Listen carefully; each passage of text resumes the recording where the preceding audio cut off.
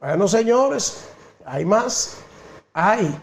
La reforma constitucional está en veremos y no va.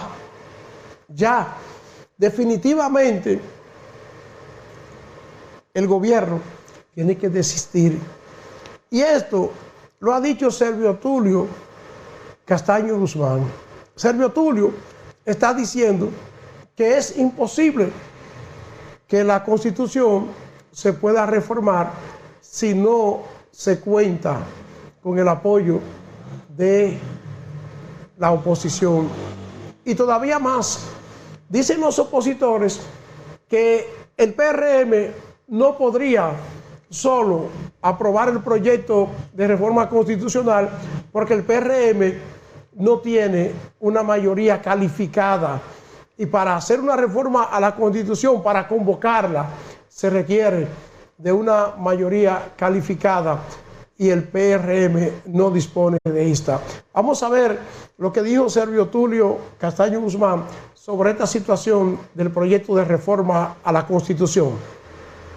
Su parecer en torno. Bueno, eso le va a crear un inconveniente al Consejo Económico y Social. Que la oposición no asista a ese diálogo.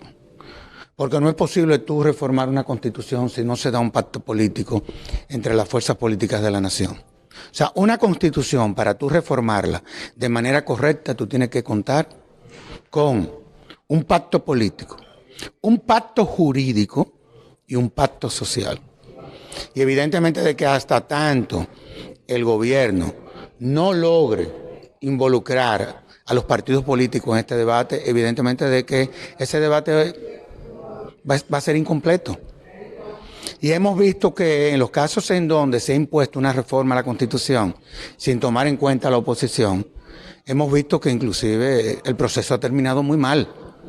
Me refiero al del 2002 y al del 2015, que fueron propuestas de reforma constitucional que se impusieron. Las reformas constitucionales no se imponen. Se construyen sobre la base del consenso, no de la mayoría, pero sí del consenso. ¿Qué le sugiere a los partidos políticos, Servio Tulio, dado a que la oposición, el principal temor es que ellos dicen que no quieren que se les reduzca el 50+1 necesario para ganar en primera vuelta la presidencia en el país? Y bueno, el presidente garantizó que los puntos que no estén establecidos en ese proyecto no serán tocados. Sí, el problema es, y ahí hay que darle la razón a los partidos de oposición, es que cuando eso llegue a la Asamblea Nacional, eso no hay quien lo controle. Ya quienes tienen la atribución para modificar a la Constitución son los asambleístas.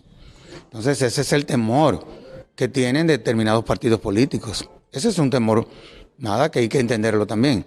Por eso es que digo que antes de que real y efectivamente eso cuaje, digamos así, es bueno, yo creo que el presidente de la República, como líder de la nación, convoque a los líderes de los partidos.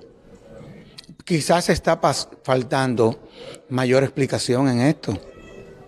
Yo veo que el debate inclusive se ha limitado de que a la independencia del Ministerio Público.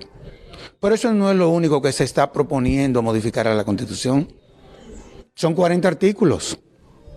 Y no hemos limitado a debatir la denominada independencia del Ministerio Público. Pero hay inclusive artículos que modifican todo lo que tiene que ver con el porcentaje que se requeriría para una iniciativa popular legislativa, que yo creo que eso nos interesa ya a nosotros como ciudadanos. Todo lo que tiene que ver con los órganos de control, y nadie habla de eso. Pero no hemos limitado a la denominada independencia del Ministerio Público, cuando ese es un aspecto de la reforma. ¿Está bien? Esperemos a ver qué va a pasar con este proyecto de reforma a la Constitución que parece que se quedó por el camino, que no va a pasar. Señores, gracias por su sintonía. Nos vemos mañana, si Dios lo permite. Como siempre, ahí están los controles. Arnold Samuel. Arnold, nos vamos.